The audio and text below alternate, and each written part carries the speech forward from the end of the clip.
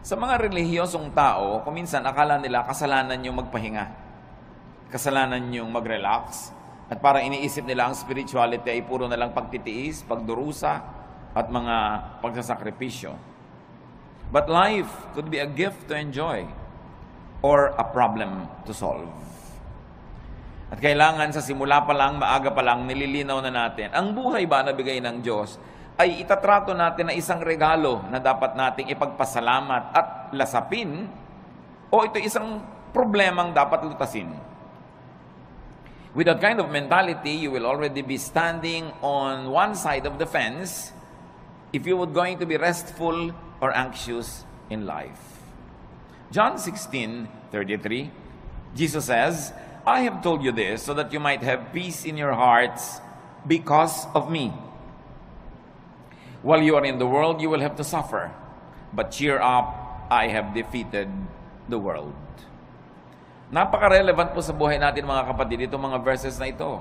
Kasi namin ng Panginoon, sinasabi ko sa inyo na dahil sa akin, pwede kayong magkaroon ng kapayapaan. Totoo, habang nandito kayo sa mundo, marami kayong lalasapin, haharapin, kakabakahin, problema. Pero, huwag kayong mawala ng pag-asa. Pasiglahin nyo ang inyong mga kalooban dahil napagtagumpayan ko na ang sanlibutan. Kuminsan, nagkakaroon tayo ng feeling na defeated because we think we are the ones fighting. But the Lord is our champion. Nabuhay siya at namatay para sa atin. Ang lahat ng tagumpay ng Panginoon ay tagumpay natin. At siya'y walang kabiguan. Maging ang kamatayan na hindi nagtagumpay na siya'y hawakan ng matagal at siya'y nabuhay na muli, isang pangako na ang lahat ng sumasa kanya ay mabubuhay ding muli. Kasi sabi niya, alam nyo, kaya lumalaki ang problema nyo, pinapalaki nyo. Kaya bumibigat ang kalooban nyo, pinapabigat nyo. Totoo, kung magiging makasanlibutan lang kayo at mag-iisip lang kayo bilang mga karaniwang tao, talagang marami kayong dapat ikatakot at hindi kayo papapahinga. Pero bakit nyo gagawin yung matakot? Samantalang napagtagumpayan ko na ang lahat. That in Christ we have our victory. That even in our personal performance, we might fail every now and then, but it is not our performance that counts, but the performance of the Lord. Hindi yung kulang sa atin ang binibilang, kundi yung kapupunan na ibinibigay ni Jesus. Hindi yung ating karumihan, kundi yung paglilinis ng kanyang dugo. Hindi yung ating mga kamalian, kundi yung kanyang pagiging tama. Ang siyang ibinibigay at ibinibihis sa atin, kaya marapat lang na atin itong unawain. Life is indeed a gift to be enjoyed and shared. Like love, enjoyment and happiness is like a handful of sand. Yun pong buhangin, pag hinawakan nyo lang ng nakarelax ang kamay nyo, andyan lang. Pero subukan yung sobrang diinan ng hawak, sikipan, dumudula sa pagitan ng mga daliri natin yung buhangin at natatapong lahat.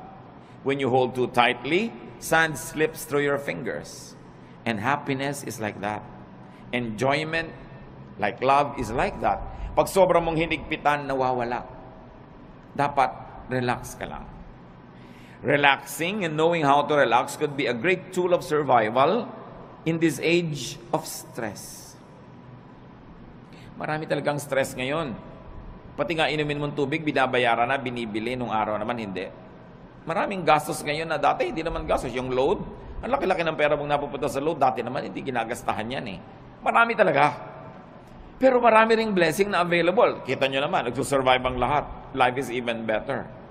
So how to rest and relax, or how to live really, is our topic. And how do you do that? Do not hurt yourself. Marami pong mga tao nasasaktan, kaya lang hindi nila alam sila ang nananakit sa sarili nila. Kaya kailangan matanggal yung takip ng ating mata at mabunyag yung katotohanan na madalas tayo ang may likha ng mga nananakit sa ating sarili. You've got to identify and define your self-inflicted pains. Parang yung nagpepenitensya, siya ang nag-ahampas sa sarili niya. Siya ang nagsusugat at nagsasakit sa sarili niya. Marami mga tao ganun ang ginagawa nila sa buhay. Although, hindi kasi tayo laging conscious. Ano-ano po ang mga self-inflicted pains? Kasi kung meron kang tatanungin, gusto mo bang saktan ang sarili mo? Ang sagot natin, syempre hindi. Ba't ko sasaktan ang sarili ko? Gusto mo bang lagyan ng asido ang loob ng puso mo? Ba't ko lalagyan? Puso ko yon. Gusto mo bang pahirapan ang sarili mo? Of course, I will not do that. But the truth is, many of us do it. Ano po yung mga pahirap na tayo rin ang may likha? Jealousy, covetousness, and greed. They hurt. Napakalaki ng sugat, hirap, pasanin na ibinibigay sa atin kung tayo ay nagsiselos, naghahangad ng hindi atin, naiinggit, o nagiging sakim. Oras na meron kayong kinakainggitan, pinagseselosan, hinahangad na hindi naman ninyo, pinapahirap nyo inyong loob. Yung merong mana ang kapatid mo, gusto mo maging sayo rin? Yung merong magandang damit ang iyong kapwa, imbes na matuwa ka at maganda yung nakikita mo, maiinggit ka pa. Yung hindi na sayo, pinipilit mo pang maging sayo, gagawa ka ng mga tricks, gagawa ka ng mga kasinungalingan, para maging sayo yon. Ang hirap mag-maintain ng kasinungalingan. Ang hirap gumawa ng mga tricks. Ang hirap maging parang gagamba na gumagawa ka ng sapot para yung dumadaang mga lamok biglang mahuli at kakainin mo na siya. But if you are greedy in life, if you're ruled by greed, you will never relax. Because you're forever inventing schemes. Gagawa ka ng mga paraan kung paano maging iyo ang hindi iyo. Kung paano aagawad yung mga tunay na mga may-ari. Kung paano sisiraan yung ating mga kinakainggitan. Self-inflicted pain yan. At gaano karami sa inyong high blood pressure, gaano karami sa mga cancer ng katawan natin na nagmula sa sobrang pahirap natin dahil pinapahirapan natin ang sarili. Dapat tulog ka na, hindi ka patulog. Dapat payapa ka, hindi ka payapa. Dapat nag-e-enjoy ka, naiinis ka, naiinggit. You harm your body. At pagpatuloy natin ginagawa yon, yung mga maliliit na mga laso na yun na iniipon natin sa ating katawan, nagiging sakit. Ang tatamaan yung mga pinakamahinang parts of your body, so doon magmamanifest yung mga sakit. Pero ang totoo nyo, nagsisimula sa isip mo yan. Nagsisimula sa iyong espiritu. Kaya sinasabi nga, mind over matter. Halimbawa yung mga taong sobrang magsikap, talagang nagpapakamatay, nagkakandara pa para laging panalo, para laging mas maganda ang gawa niya, mas mataas ang score niya, mas kahanga-hanga ang kanyang performance. Gaano karami doon ang dahil lang sa inggit? Sabi sa Ecclesiastes 4:4, "Then I realized that we work and do wonderful things just because we are jealous of others. This makes no more sense than chasing the wind." Si Solomon nagsasabi na pagtanto ko na ang dami nating ginagawang kadakilaan, ginagawa lang natin dahil inggit tayo sa iba. At gusto nating maging mas dakila tayo. Halimbawa, although hindi ko naman talaga alam ang intensyon ng mga gumawa nung malaking pinakamataas na building sa Dubai. Ang taas ng building para lang masabing nasa kanila yung highest building in the world. But what is the context of a tall building? For instance, in Manhattan, in New York. Kasi wala nang space, itataas ba na itataas yung building mo? Kasi wala nang space. Pero sa Dubai, na ang lapad-lapad ng disyerto, na kahit ihiga mo yung building, ang haba-haba, everything is first floor, ang ginhawa sa lahat, pwede dahil may space, ba't mo tataasan para ka lang maging tallest building in the world? O ano nangyari sa kalagitnaan ng proyekto, bumagsak ang ekonomiya. So ngayon, kinailangang iligtas sila nung kabilang state para matuloy yung project, napalitan yung pangalan. So, ano pa ang mga pinagagagawa natin? Halimbawa, yung mga estudyante, bakit marami sa mga magulang tinutulak ang anak na tumaas ang grade? Dahil gusto ba nating tumalino siya? O dahil gusto lang nating matalo niya yung isang kakompetensya sa grade? Bakit kailangan ang laki-laki ng TV mo? Ang liit ng bahay, lampas na yung TV sa dingding, nakikita na ng kapitbahay yung gilid. Bakit kailangan? Kasi malaki yung TV ni Kumare. Bakit kailangan mas malaki ang hikaw mo? Dahil ba talagang yung tenga mo, kailangan niyang paglambitin na ng mga mabibigat na hikaw? O mayroon kang kakompetensya. Bakit kailangan mas maliit ang baywang mo? Marami tayong ginagawa mga kapatid, pahirap sa sarili just because we're competing with other people. So sabi ni Solomon, vanity, meaningless. Isang pagpapahirap sa sarili na hindi kailangan. Isa pa bang pagpapahirap natin, fatigue. Fatigue hurts. Too much work is painful. Ang dami mga tao sobrang magtrabaho, tapos ang konti lang naman ang nabe-benefit nila doon sa tinatrabaho nila. At the end of the day, sila yung lugi. Sino ang nakinabang? Ang mga kamag-anak nilang batugan. Mga kamag-anak nilang tamad. Hindi nag-iisip, saan kaya ako kukuha ng ganitong gagastusin? Ano kayang gagawin ko? Pero at the end of the day, nagkakaroon din. Dahil kahit nagger ka, kahit nagagalit ka, bibigyan mo rin. So ikaw si lugi. Kaya lugi sa buhay yung mga OC. Yung mga obsessive compulsive, linis ka ng linis, kasi iba dumi ng dumi. Hindi ko alam hanggang ngayon, hindi pa po ako decided kung tatawagin kong blessing yung mga taong walang pake. Yung may baha, walang pake. Tulog. Yung bukas may gastusan, walang pake. Pero at the end of the day, nabuhay din sila ng 70, 80 years old, masaya pa sila. Kaysa ikaw, worry ka ng worry, isip ka ng isip. At ang nangyayari tuloy, dahil mahilig ka mag-isip, ikaw tuloy ang sasagot sa mga gastusin niya. Kasi ikaw yung responsible. But is that the way to live? Do you want to be like that? You've got to let go of some things. Going against your conscience for the sake of gain hurts. Gaano karami, mga kapatid, ang ginagawa natin na labag sa ating budhi? Siro, ginagawa mo para lumaki ang iyong kita, o para mapalapit ka sa isang taong pinupuri mong ang totoo, nandidiri ka sa kanya. Ginagawa mo, pero naiinis ka sa sarili mo at ginagawa mo yon. So, ba't mo ginagawa? Yung bang gain na mapapala mo doon is more than the loss. Pag kinompare mo yung napala mo at yung lugi mo, na nahirapan ang iyong loob, napagod ang loob mo, nakakasira ng kalusugan. Nakakasira ng sarili.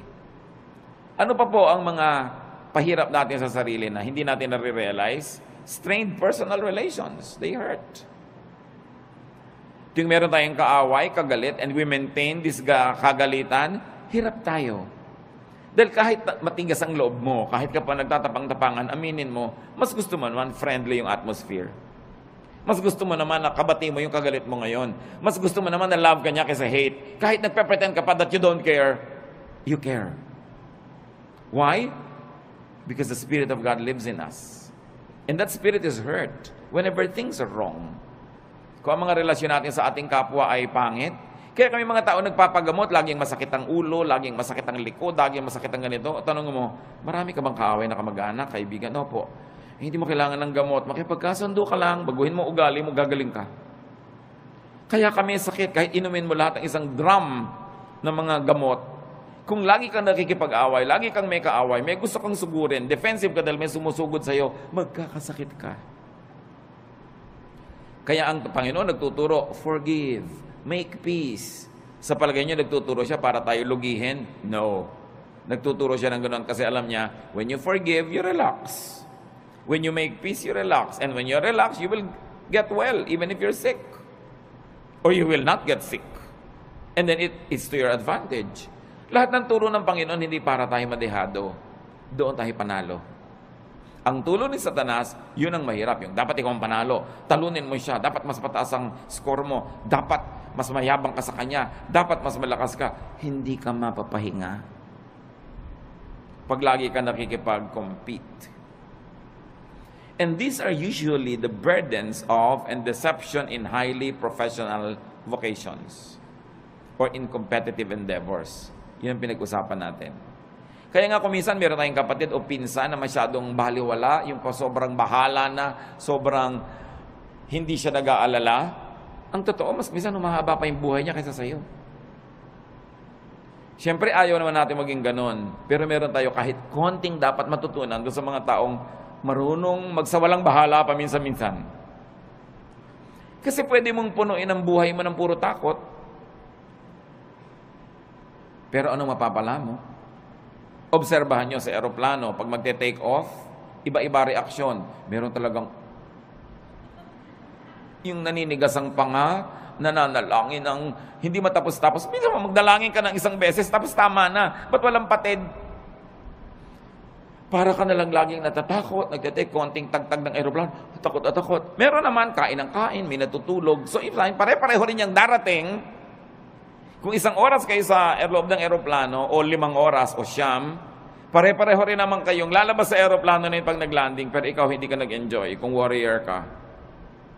Because it's in your mind. Kaya nga po sabi ko doon sa mga laging natatakot, to myself included sometimes, when you get tempted to be afraid, may kilala ka na ba? Personal na kilala mo na namatay dahil sa plane crash? Wala pa akong natatawang na yes ang sagot. May kilala ka nang namatay dahil nabundol ng tricycle? Meron. Meron kilala ka nang namatay na nasa kama lang, binangungot, namatay? Meron. May kilala kang nasa ospital, naliligid ng mga doktor, namatay? Marami. Yung pala, mas marami doon, di mas matakot ka matulog. Mas matakot ka maglakad sa kalye, but pag sasakay ka, takot na takot ka because you're psych yourself up to be afraid, while flying is the safest way to travel. So it's all in your mind. Ba't mo papahirapan na yung sarili? Kung pwede ka naman mag-relax. And besides, kahit mag-worry ka, makokontrol mo ba yung hangin, yung aeroplano? No. So meron tayo dapat na punto na pwede tayong magsawalang bahala. Total, wala ka rin naman magagawa kahit sikapin mo na bahalain mo yun, hindi rin pwede. Worry hurts. When you worry so much. So do not worry. Do not play God. Ano po ang kinalaman, mga kapatid, ng worrying and playing God? Making things work is God's role. Yung hindi mo control, katulad doon, lumilipad ka na, hindi mo control yan eh. So hayaan mong God ang mag-isip doon. Colossians 1:17, God's Son was before all else, and by Him, everything is held together. Sa pamamagitan ng Diyos Anak, ang lahat ng bagay ay nagkakakapit-kapit, nagkakalakip-lakip, umaandar ang mundo, umaandar ang sinukob, umaandar ang creation dahil sa Diyos Anak. Hindi dahil sa iyo. So kung meron dapat mag-worry, how to make things work, siya, hindi ikaw. Ang dapat mo lamang gawin, yung papel mo. So kung engineer ka, i-check mo kung maganda ang makina ng mga aeroplanong chine-check mo. Kung ikaw ay may papel, gawin mo yon, at pagkagawa mo nun, leave the rest up to God. Kaya mahalaga, ginagawa mo lang yung papel mo. Sabi nga ng Desiderata, the universe is unfolding as it should. Sisikat ang araw bukas, tulungan mo man o hindi. At lulubog yun bukas ng gabi, pigilin mo man. Aandar ang lahat. Mag-global warming kung kailangan mag-global warming. Magkakaroon ng bagyo at aalis din ang bagyo. Babaha at huhupa ang baha. Lahat pa ulit-ulit lang na mangyayari. Hindi mo yung problema kasi hindi ka ang Diyos. Ang problemahin mo lang yung munting daigdig where you move, where you can make a difference, and then leave the rest up to God. Sabi ng Jurassic Park, life finds a way.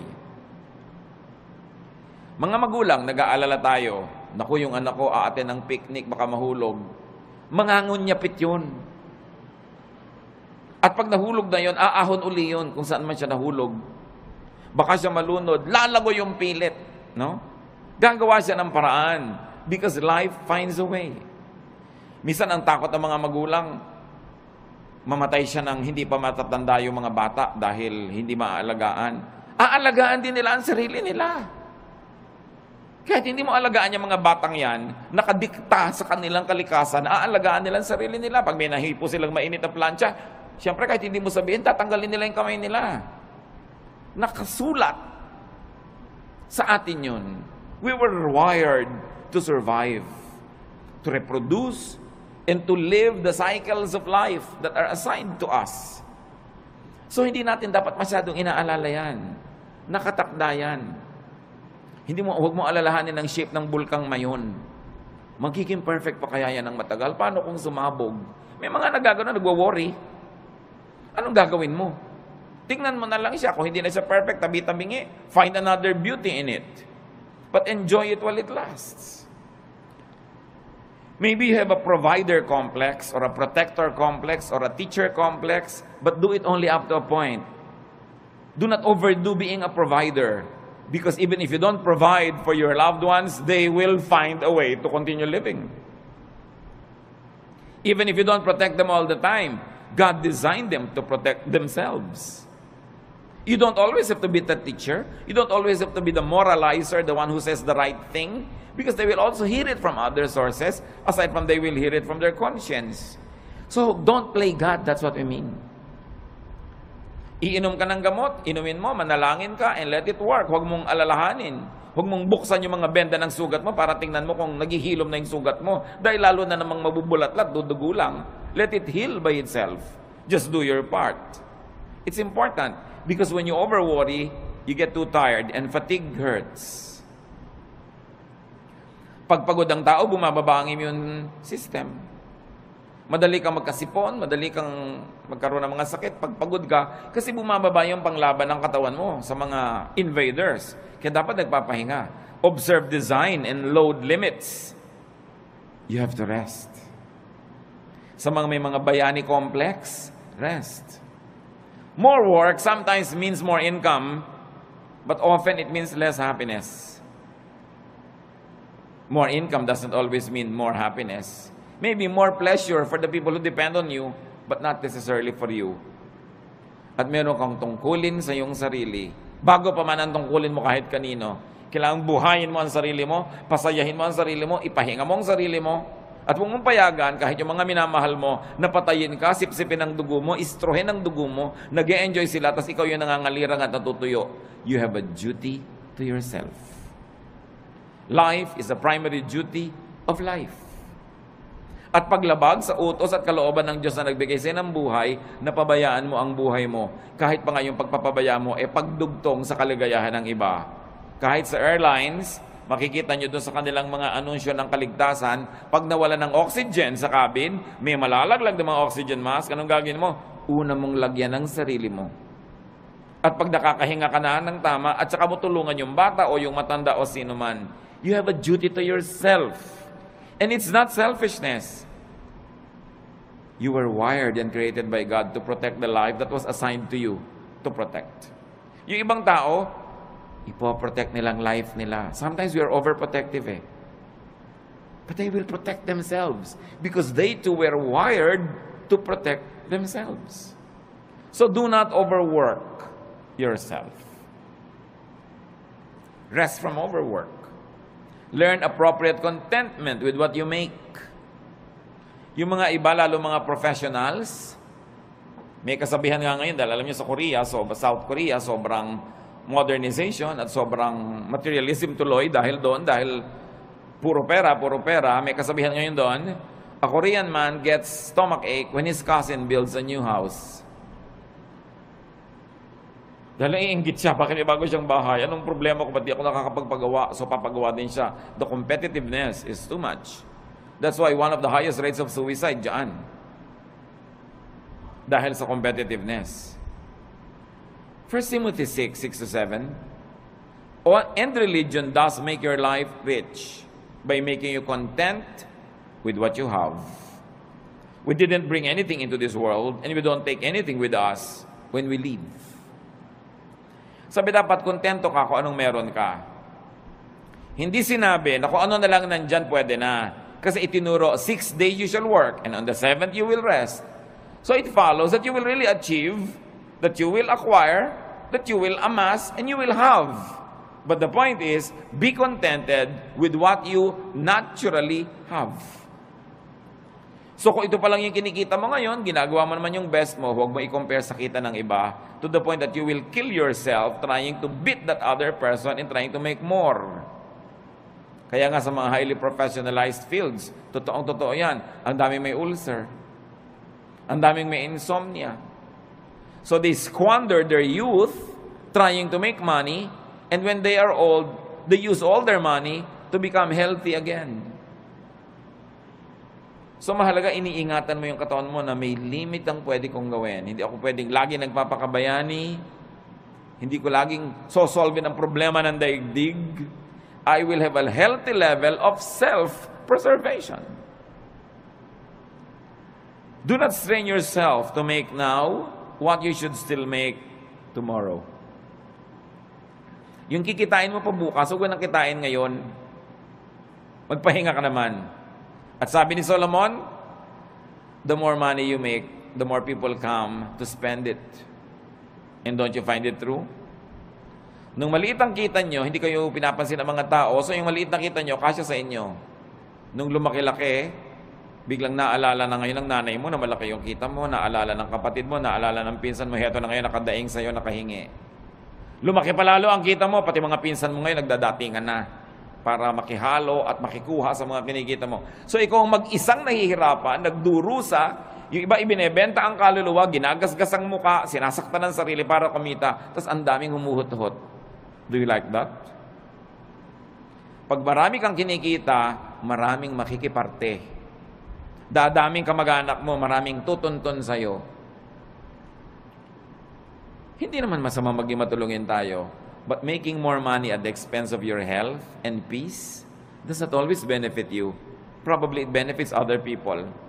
And this is not what you want to happen in your life. Do not strain yourself. Natural lang dapat. At sabi ng Panginoong Jesus, let the day's own trouble be sufficient for the day. Tomorrow will be another day. Another problem with a solution. Do not try to solve the problems of tomorrow with today's solution because today's solution is only for today's problem. Parang yun ding pera mo, for today lang yun, so spend it. Paano bukas? Tomorrow, you will earn again, and you will spend for tomorrow. But when you spend your income now for what you will still have to spend on today and tomorrow, kulang. Kaya dapat, hindi rin natin pina-pass forward ang expense. Don't spend more than what you earn. And you should be responsible in handling your money. Kasi, para hindi ka ma-stress. At, para hindi ma-stress ang mga mahal mo sa buhay. Kasi kung minsan, sobrang kang relaxed. Kaya namang pala nagkakaganon, ang sobrang nahihirapan yung kasambahay mo. Magkakapera ka, gagastahin mo sa walang kwenta. Pagdating ng bill ng kuryente, ng tubig, itong kasambahay mo nagbabayad. So ang pinag-uusapan natin mga kapatid is how to rest and also how to let your loved ones rest. And that happens only when you are responsible. So responsible enough tayo. Do not be overly competitive, but don't also be overly sacrificing for others. Yung sobrang pagsasakripisyo para sa kapwa, hindi yan turo ni Jesus. Turo lang yan ng simbahan kumisan. Mark 6:31, a very interesting episode in the Lord's ministry. But so many people were coming and going that Jesus and the apostles did not even have a chance to eat.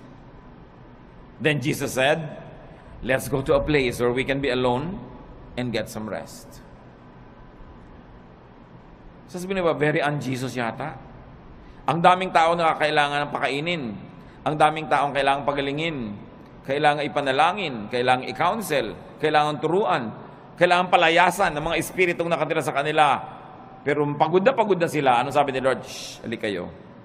Tahimik tayo mawala dito. Iwan natin ang mga taong yan. Pumunta tayo sa isang lugar na tahimik na hindi na tayo masusundan. Magpahinga tayo at kumain doon. Do you do that?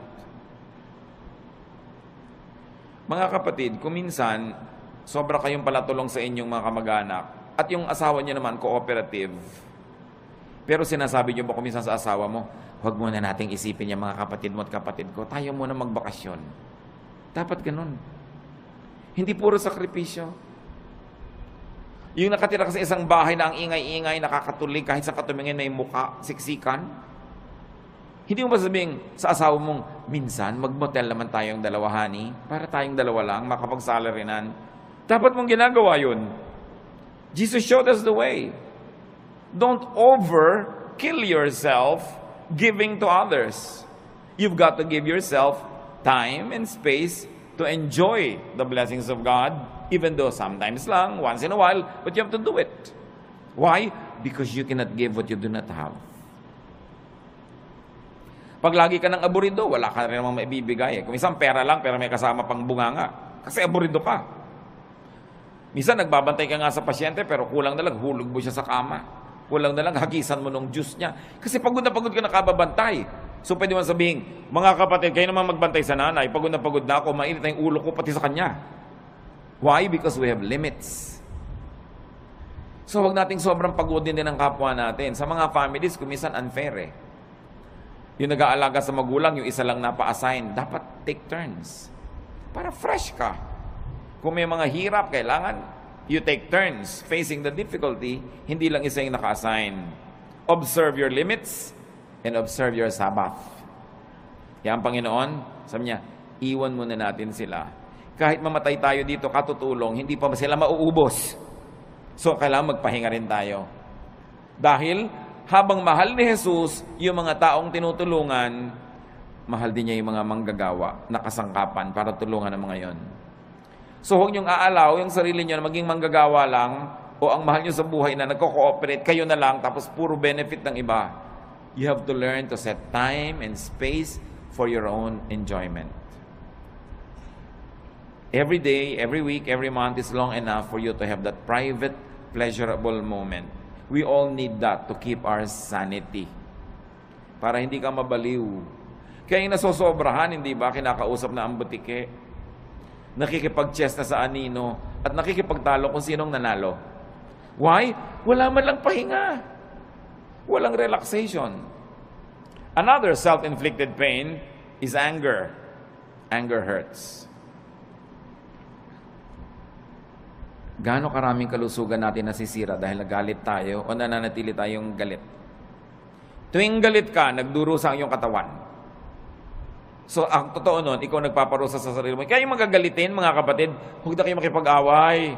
Yun lang sila nagagalit sa inyo, yun na ang parusa sa kanila. Kasi napakalaking parusa sa katawan, sa isip, sa emosyon na magalit. So, contain or avoid anger. And once more, don't play God. Why do I say that? Because anger is the prerogative of the perfect. Dapat yung perfect lang nagagalit. Yung author ng perfect moral law, pag na-break yun, dapat siya magalit. Siya yung author siya yung Diyos. Yung author ng natural law, siya dapat magalit when it's broken. Pero tayo, hindi naman author nakikibasa lang tayo. You are not perfect.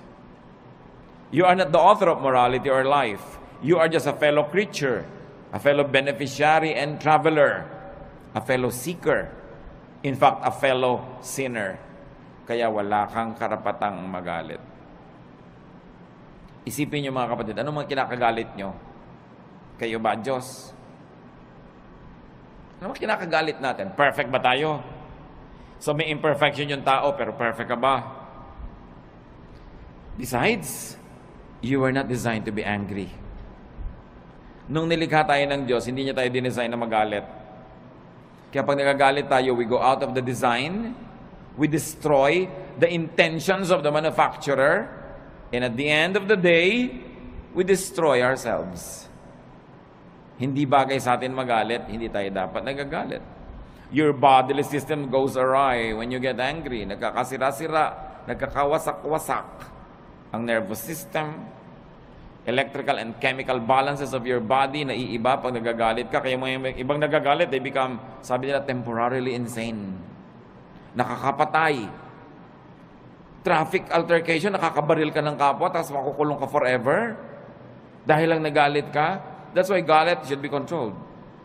And your bodily system, including your soul, gets damaged when you stay angry. So, dapat hindi magalit, at tapos kung nagalit na, dapat hindi tagalan. Kaya ang sabi sa Bible, do not go to bed while you're still angry. Do not let the sun go down on your anger, which means, huwag mong patagalin yan. Pero yung merong nagdaramdam sa inyo, 7 taon na, gusto niyo bang tumapak kayo sa tamtax at huwag niyong alisin sa talampakan niyo ng 7 taon? Tuwing naglalakad kayo, kumikirot, lumabaon, nagnanana, higit pa ron pag meron kayong galit na kinikim-kim sa puso. Dahil hindi lang talampakan na naapektuhan. Naapektuhan ang inyong puso, ang inyong isip, ang inyong emosyon, relasyon sa kapwa, relasyon sa Diyos, kalusugan. It is foolish to remain angry. So, don't remain angry dahil kayo banal. Pero kung hindi kayo banal, at least be intelligent. Still don't be angry. Because it's not good for you. Huwag kayong magkim-kim ng mga sama ng loob. Ibulalas nyo kung kailangan ibulalas o ipatawad nyo na lang, pero huwag niyong kim-kimin. Huwag niyong kim-kimin. Nararanasan nyo na ba na mapapadighay kayo, hindi nyo maidighay-dighay? Di ba ang hirap kim-kimin? Subukan nyo mag-kim-kim ng sinok. Ang hirap. At yung mga kinikimkim pa natin mga kung ano mga sama ng loob, may LBM kayo, kinikimkim nyo, ayaw nyo ilabas, ano mangyayari sa inyo? Di ba? Alam nyo mangyayari sa inyo? Masahol pa ron ang galit. But Satan is so deceptive that we don't realize that simple anger is destroying us. Pag nakita mo yung tao, tumataas ang presyon mo. Pag naalala mo siya, nawawalan ka ng ganang kumain. Baka maging violente ka pa. Lugi ka. So rest and relax. Rest your body, your senses, with pleasure and beauty. Kaya kailangan natin ng kagandahan. Kailangan natin ng kasiyahan. Observe the human body. It's really a fun machine. Pag tinignan mo ang bawat bahagi ng iyong katawan, it's a fun machine. It was designed for sensual experience, which religion demonizes, but the law of nature is the purest law of God. So ginawa ka niya ang body mo na may mga kiliti, may mga saya. Bakit pagka inom ka, mayroon pang masarap na temperature? Pagkakakain ka, may masarap na lasa? May tamang alat, tamang asim? Bakit pag may tinitingnan ka, dapat maganda yung shape, tama yung kulay? Pag may pinapakinggan ka, hindi noise, dapat music. Bakit nilagyan tayo ng Panginoon ng iba't ibang senses for us to enjoy those senses? So, you relax your body with beauty. Nililinis mo ang bahay mo para maganda, mabango. Nililinis mo ang kapaligiran, inaayos mo. It's great therapy. Please your eyes, your ears, your palate, your taste, your nose, your skin, your body. It is not ungodly. Why? Because our spirit lives in this body. Kung ang gusto ng Panginoon, spirito ka na lang, di dapat sumakabilang buhay ka na. Tanggalin na yung spirito sa katawan. Pero inaalagaan natin yung katawan. Akala ng iba, pag relihiyoso ka, ini-ignore mo yung katawan mo. Taking care of your body is one of the highest forms of spirituality. Because your body is a gift from God. It is even called temple of the Holy Spirit. Do you want the temple to be ugly? Do you want it to be disorderly? That's not what you want for your temple. Psalm 139:14, and I praise you because of the wonderful way you created me. Everything you do is marvelous. Of this, I have no doubt. So people will be people. Humans will be humans. And it's not wrong to be human because we were created to be so. Do not pit spirituality against sensuality. Ang tunay na espiritualidad ay hindi puro pagtitimpi at pagde-deny ng senses mo. Inilagay yan for your enjoyment. It is a gift. And in fact, the senses are also doorways to the spirit. Marami mga sensual experiences nagiging pinto para pumasok ka sa spiritual world. Halimbawa, ang ganda-ganda ng worship singing. Di ba nadidinig yun ng tenga? But because you hear it and it's beautiful, you are transported in a spiritual way to the point that you say, I heard God. I saw God. I felt God's love. I was ministered to. Na-bless ako. Tenga pa lang yun. Kaya napakalaking krimen sa mga musicians sa church na hindi nagpa-practice. Kasi paano mo itatransport yung mga tao to a spiritual level kung tunog mo pa lang nayayamot sila dahil mali. So imbes ikaw makalimot sa sarili at madala ka sa spiritual level, hindi ka makalimot-limot dahil kitang-kita mo, dinig na dinig mo yung mali. Nagiging critical ka pa tuloy, nagiging palapintas, nagkasala ka pa. Pero kung maganda talaga yung music. There was a long stretch in my spiritual life na ang talaga nagdala lang sa akin, mga kapatid, kanta ng choir. Umaattend ako ng church na yun ng kung ilang taon, nung isang attendee ako. Bihira naman ako talaga mabless doon sa message. Boring talaga. Bihira talaga ako mabless sa ibang nakikita ko, pero inaabangan ko lang yung kanta ng choir, and that sustained me for a long, long time. It was enough food for me. But can you imagine kung maganda na yung kanta ng choir, maganda pa yung message, mabait pa yung kapatiran, mabango pa yung church, maayos pa lahat? Grabing, maraming pinapasukan sa senses natin yung blessing ng Diyos. Kaya hindi ba may aromatherapy? Pag pupunta ka sa mga spa, ano pong gusto nyo? Yung nakakapagpahinga, yung nakakagising, yung nakakatulog, kung ano-anong maipapaamoy sa'yo, pipili ka ng scent. Because through the nose, the spiritual world becomes real. Kaya kung nakatira ka sa mga lugar na ang baho-baho ng paligid, di ba, away ng away ang mga tao doon? Kasi pag amoy mo, nasa utak mo na agad yung baho. Sa palagay mo, kung puro baho ang naaamoy mo, babait ka? Ang hirap. So you don't deny the senses and use the senses to rest. So kung makikinig ka ng magandang music, may naamoy kang mabango, may nakain kang masarap, kahit hindi mahal, mapapahinga ang katawan mo. At yung pahinga na katawan, tinatahanan nyo ng espiritong payapa. Kahit gaano kataas ang espiritu mo, kung nasan yung katawan mo, dun yun pupunta. So kung ang baba-baba ng level ng katawan, nahihila niya pababa yung spirit. Kaya sinasabi, the spirit is willing, but the body is weak. So the body has to be strengthened. With pleasure, with rest, with cleanliness, with righteousness. So indulge your senses. It's an act of union with your Maker. Kung gustong makipagniig sa atin ng Diyos, diyan siya pumapasok sa mga pinto na yan, sa senses natin at sa ating brain. Kaya yan ang maraming paraan para tayo makakonekta sa Spirito. Your body, after all, is a temple of the Holy Spirit. Ecclesiastes 8:15. So I think we should get as much out of life as we possibly can. There is nothing better than to enjoy our food and drink and to have a good time. When we can make it through, then we can make it through this troublesome life that God has given us here on earth. Ano sinasabi ni Solomon na pinakamatalinong tao sa lahat? You must get the most out of life. You must get the most pleasure. You must get the most fruits.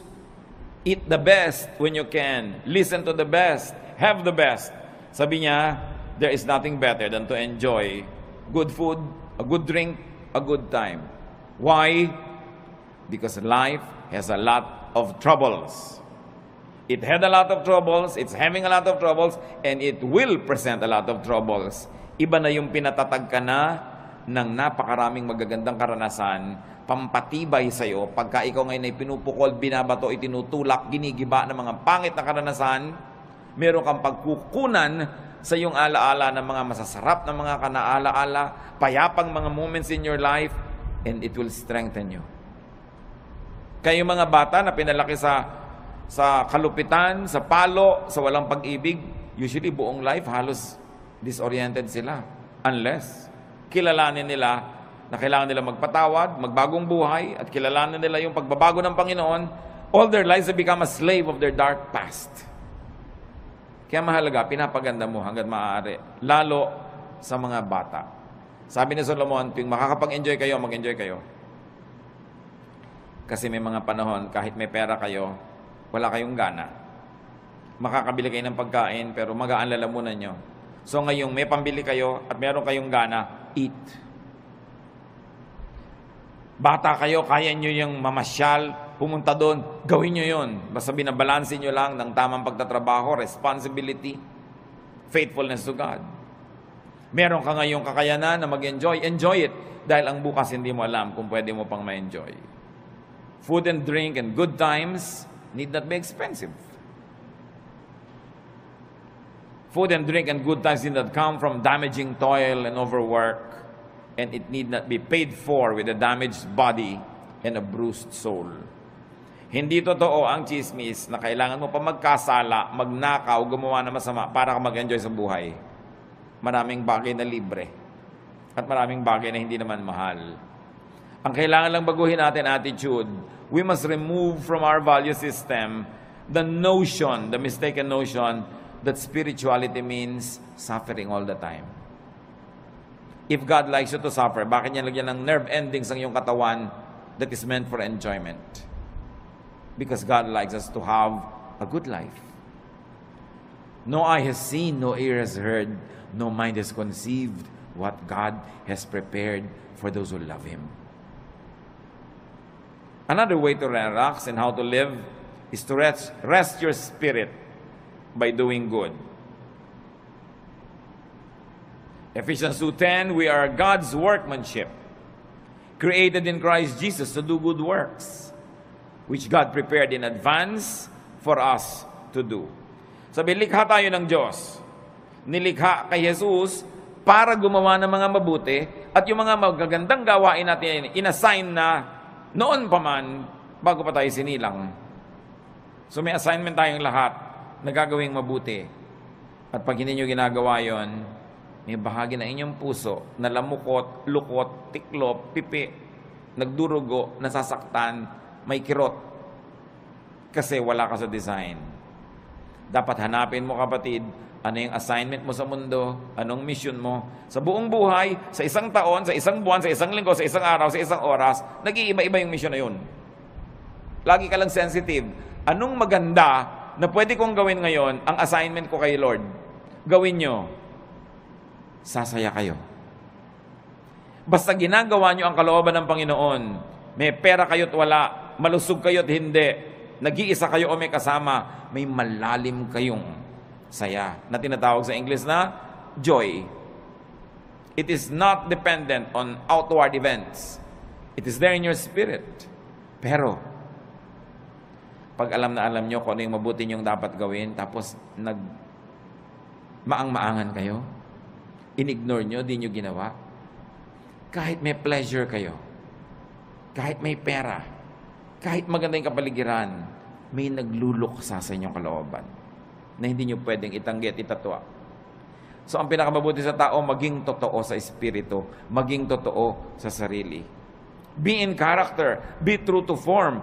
You were not an accident. You were created before the foundations of the world by God's will. Hinintay lamang na lumabas ka sa panahon at sa lugar, pero meron ng kalooban ng Diyos para sa iyo at may assignment ka na. Dapat yung gawin, dapat yung hanapin. Pag hindi mo ginagawa yon, may pera ka man, mataas man ang iyong kalagayan, sikat ka man, may kulang. Parang naglalakad kang merong bato sa loob ng sapatos mo na natatapakan mo, hindi masaya, hindi masarap. Psalm 62:1, my soul finds rest in God alone. My salvation comes from Him. Hindi tayo mapapahinga hanggang wala tayo doon sa sentro ng kalooban ng Diyos. So huwag makipagtunggali, huwag lumaban, makiayon. Flow with the Spirit of God, enjoy the trip, enjoy life, do what you have to do good, be righteous, and then meet your Maker when time comes. There will be no regrets when you have lived a full life. Nabigyan mo yung dapat mong bigyan, nakain mo yung gusto mong kainin, which of course entails work. You have to work, you have to earn it, so that you will have something for yourself and more to give away. Kasama tunay na espiritualidad ang pagtatrabaho, yung pagiging responsible, but don't be overly responsible because you will only be full of stress. Marunong ka dapat magsara ng dapat isara, lumimot ang dapat limutin, magpatawad ng dapat ipatawad para nakapahinga ang iyong kaluluwa. Pero mahalaga, punuin ang buhay ng mabubuting gawa. Revelation 20:12, I also saw all the dead people standing in front of that throne. Every one of them was there, no matter who they had once been. The book of life was opened. The dead were judged by what those books said they had done. So lahat ng ginawa natin, ginagawa, gagawin pa, nakalista, at magiging basihan ng final judgment. Doing good places you in the path of God's blessings. Doing good gives balance and peace. Halimbawa, mga kapatid, nalilito kayo, gagawin ko ba mabuti o yung hindi mabuti? May masama sa akin, gagantihan ko ba ng mabuti o ng masama rin? Huwag na kayo malito. Gawin nyo na lang yung mabuti. Because God is a perfect accountant. Marunong siya mag-debit, credit, balance. Halimbawa, meron kang ginawa ng mabuti na hindi mo naman dapat gawan, sumobra. Sa palagay nyo, hindi ibabalik sa ni Lord yung sobra. pero meron kayong dapat gawa ng mabuti, pero kulang ang ginawa nyo, sa palagay nyo, hindi kayo sisingilin. Kumuha ka na lang ng tama. Huwag kang mag-alala na sumobra yung tama. Kasi, credit yon. Pwede ngayong itapal sa mga marami mong kulang sa buhay. Kaya sabi, just love. Keep loving people. Because love covers over a multitude of sins. Maging maibigin ka. Dahil yung pagiging maibigin, nagiging pantakip sa maraming kakulangan sa buhay. At pag pinag-aralan nyo yung word na pwede mong itanong, sino yung natatakpan ng pag-ibig? Yung iniibig o yung umiibig? Pareho. Pag tinignan nyo yung Greek word na ginamit doon, pwedeng gamitin both ways. Na pag maibigin ka, yung pag-ibig mo, natatakpan yung pagkukulang ng taong iniibig mo. At di ba totoo? Pag mahal nyo yung tao, na pagtatakpan ng pag-ibig nyo yan eh. Pero eto pa, pag maibigin kayo at umibig kayo sa kapwa, pati yung mga pagkukulang nyo, natatakpan. That's why love is the answer. And you know the other side of it, the opposite, hatred. Why hate when you can love? Pareho lang nakakapagod dyan. Parehong kailangan mo invest ng emotion, ng kilos. Mas nakakapagod pa nga to hate. Pwede kang sumimangot, pero pwede ka rin ngumiti. Mas maraming muscle ang ginagamit pag naninimangot, kaya mas tatanda ka. So ngumiti ka na lang. Why do wrong when you can do right? It's not even a choice. It is so obvious that it should not even be a choice. So doing good places you in God's blessings. And doing good is powerfully therapeutic. Naman dumarating yung panahon, mga kapatid, na naiinip kayo, nalulungkot, nababagabag, na-stress, kaka-nervous breakdown, nagkakaroon ng panic attack. Do good. Therapy yun. Kesa mag-book mo kayo sa bahay, mainip, maghanap kayo ng magagawa para sa kapwa na mabuti. At sa pagbuhat nyo ng mga bigatin ng buhay nila, nakalipas ang maghapon, hindi nyo napansin, pati yung sarili nyong bigatin, nailampas na rin na itawid. Always do good. So rest and relax. Ecclesiastes says there is a time for everything. Work correctly, rest correctly, plant and harvest what you plant, and enjoy the harvest and share the harvest with people. In being kind, don't be unkind to yourself. Allow and let and help others rest and relax. Huwag nyo lang po i-apply sa sarili nyo yon. Dapat din kung may duty ka, gawin mo yung duty mo para yung kapwa mo makapag-relax din. Pag mga bantay kayo, hindi ka nagbantay, di doble ang trabaho ng iba dahil yung pagpapabaya mo kailangan nilang takpan. Mag-asawa kayo, responsable ang lalaki. Pag irresponsable yung babae, yung lalaki has to work double. Napapagod siya kasi nagpapabaya yung babae. Ganon din yung lalaki. Pag lalaki ka, hindi ka responsable, hindi mo ginagawa ang tungkulin mo, inoobliga mo yung asawa mong babae na siya ang gumawa ng dapat ikaw gumagawa. And it's unfair, it's unkind, and it will get back to you. Hindi ka man gantihan ng asawa mo, gagantihan ka ng langit. Again, because God is the greatest accountant. Debit, credit, balance. Magbabayad at magbabayad ka. Sa pagpapahinga natin, mga kapatid, tiyakin ninyo na hindi naman kayo nagiging pabigat sa iba, baka sobrang pahinga na yan. Kailangan responsible ka. And you must let others rest too by being responsible. Ama namin sa langit, salamat sapagkat pwede kami magpahinga. Maraming dahilan para kami mabahala, maguluhan, malito. Pero may isang dahilan para kami makarelax. At kayo yon. You are our God. You are our Creator. You're the author of life. You're God of heaven and earth. And you love us. Because of that, you guide us, you teach us, you correct us, and you balance our lives. Turuan niyo kami, Panginoon, na gawin ang dapat namin gawin bilang nilalang at magkaroon kami ng wisdom na ipasa inyo yung para sa inyo na siyang lumalang sa amin. That we should just be responsible humans but not play God. We should observe our limits and enjoy each day as we also do good things each day. Magbulay-bulay tayo sa katahimikan, mga kapatid, hanapan ng personal pang mga application ang mga pinag-aralan natin.